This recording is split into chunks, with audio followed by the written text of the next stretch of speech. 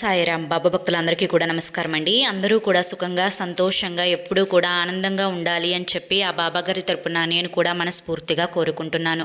ఈరోజు బాబాగారు అందించే సందేశం ఏంటి అంటే, తల్లి రేపే వరలక్ష్మి వ్రతం. లక్ష్మీదేవి నీ ఇంట్లో అడుగు పెట్టాలి అంటే నీ ఇంట్లో ఈ శవాన్ని తీసి వెంటనే బయట పడవేయాలి. శవం అంటున్నారేంటి బాబా అని చెప్పి వెన్నులో వణుకు పుడుతుంది కదా, పూర్తిగా విను, తెలుస్తుంది. వీడియోలోకి వెళ్ళే ముందు చాలామంది కూడా చెప్పుకోలేనటువంటి సమస్యలతోటి సతమతమైపోతూ వాటిని ఎలా తీర్చుకోవాలో తెలియక ఇబ్బంది పడిపోతూ ఉంటున్నారు. అటువంటి వారి కోసం శ్రీ షిరిడి సాయిబాబా ఆశీస్సులతో జ్యోతిష్యం చెప్పబడును గురూజీ శివరామరాజు గారు.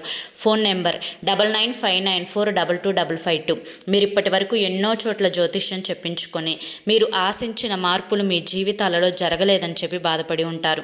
కానీ ఇక్కడ అసలు అలా జరగదండి. మీ సమస్యలు ఏవైతే ఉన్నాయో, ప్రేమ, పెళ్లి, ఉద్యోగం, రాజకీయం, సంతానం లేక ఇబ్బంది పడుతున్నా, భార్యాభర్తల మధ్య గొడవలున్నా, అప్పుల సమస్యలున్నా, శత్రువుల సమస్యలున్నా, అవేంటో గురువుగారికి వివరించి చెప్పినట్లయితే వాటికి తగిన పూజలు చేసి గురువుగారు మీకు రోజులలోనే పరిష్కారాన్ని చూపిస్తారు.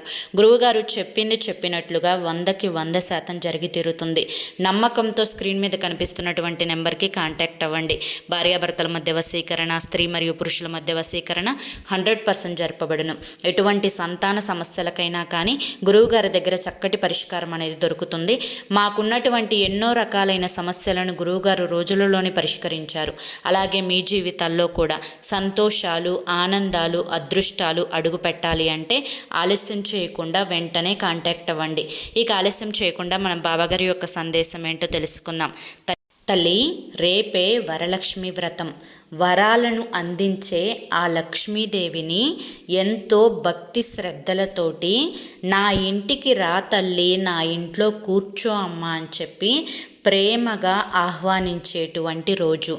ఇంతటి పవిత్రమైనటువంటి ఈ రోజున అమ్మవారికి ప్రీతికరమైనటువంటి నైవేద్యాలను సమర్పించి ఎంతో భక్తి శ్రద్ధలతోటి అమ్మవారిని పూజించుకొని భక్తులు ఎన్నో వరాలని కోరుకుంటూ ఉంటే ఆ వరాలన్నింటినీ కూడా నెరవేర్చి ఆ భక్తుల కోరికలను మన్నించి భక్తుల మీద కరుణా కటాక్షాలను చూపిస్తూ సిరి సంపదలతోటి, అష్టైశ్వర్యాలతోటి, ఆయు ఆరోగ్యాలతోటి ఆనందంగా ఉండాలి అని చెప్పి ఆ వరలక్ష్మీదేవి దీవించి వెళ్తుంది అని చెప్పి భక్తుల నమ్మకం.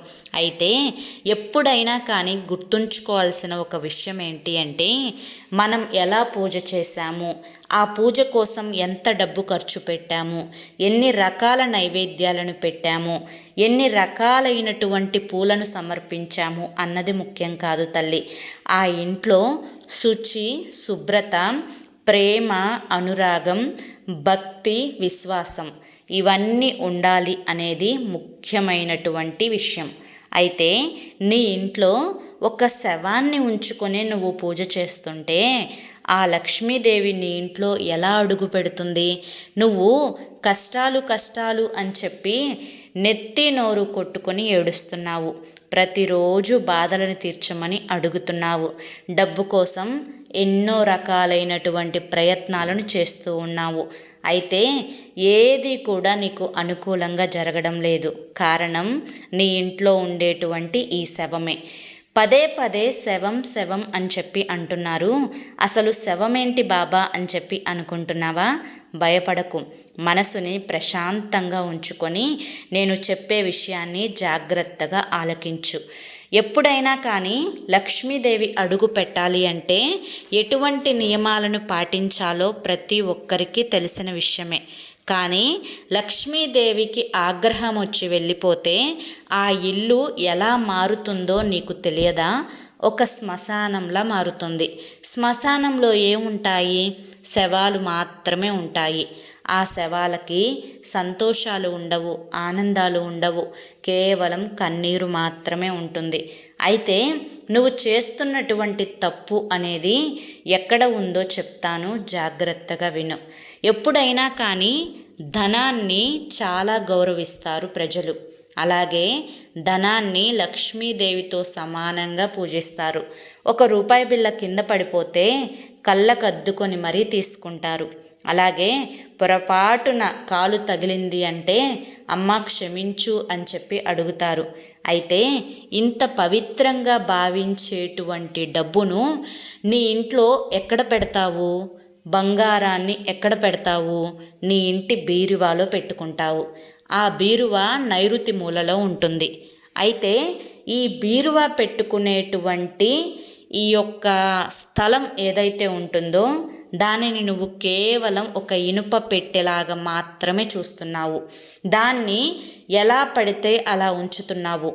కుప్పలు కుప్పలుగా బట్టలు, ఆ బట్టల మధ్యలోనే నగలు, బంగారం, అలాగే డబ్బు ఉక్కిరి బిక్కిరి అయిపోతూ ఉంది అక్కడ లక్ష్మీదేవి. అలాగే బయట తిరిగి తిరిగి చెమట ఒంటితోటి వచ్చి కాళ్ళు కడుక్కోకుండా ఆ బీరువా తలుపులు తీసి డబ్బుని తీస్తావు. మళ్ళీ డబ్బు లేదు అని చెప్పి ఏడుస్తావు. ఎప్పుడైనా కానీ నువ్వు వెనకటి రోజుల్లోకి వెళ్ళి గమనించుకున్నా కానీ డబ్బు తీయాలి అంటే, బీరువాను తాకాలి అంటే స్నానం చేయకుండా తాకేవాళ్ళు కాదు. అలాగే బీరువా ఎప్పుడూ కూడా శుచిగా శుభ్రంగా ఆ తలుపులు తీస్తే ఒక సుగంధ పరిమళం అనేది ముక్కుకి గుబాలించి కొట్టేది. అంతటి ఒక పాజిటివ్ వైబ్ అనేది బీరువాలో ఉండేది. అంటే బీరువాలో బట్టలు చక్కగా సర్దుకోవాలి, బీరువాలో సెంటు అత్తరు లాంటివి చల్లాలి. అలాగే బంగారం డబ్బు ఉంచే ప్రదేశాలలో ఎరుపు రంగు వస్త్రాన్ని పెట్టి చక్కగా పసుపు కుంకుమలతోటి అలంకరించుకొని అక్కడ బంగారాన్ని డబ్బుని పెట్టాలి. వాటిని ఎప్పుడైనా తాకాలి అంటే ఎవరైనా ఒక్కరు మాత్రమే బీరువాలో చక్కగా తల స్నానం చేసినా చేయకపోయినా శుభ్రంగా స్నానం చేసో కాళ్ళు చేతులు కడుక్కొనో ఆ యొక్క స్థానాన్ని తాకాలి. లేకపోతే అక్కడ ధనం ఒక్క క్షణం కూడా నిలబడదు. జ్యేష్ఠాదేవి, లక్ష్మీదేవి అక్క చెల్లెళ్ళు ఎక్కడైతే ఈ విధమైనటువంటి పొరపాటు జరుగుతుందో అక్కడి నుంచి లక్ష్మీదేవి వెళ్ళిపోయి వాళ్ళ అక్క జ్యేష్ఠాదేవి వచ్చి తిష్ట వేసుకొని కూర్చుంటుంది.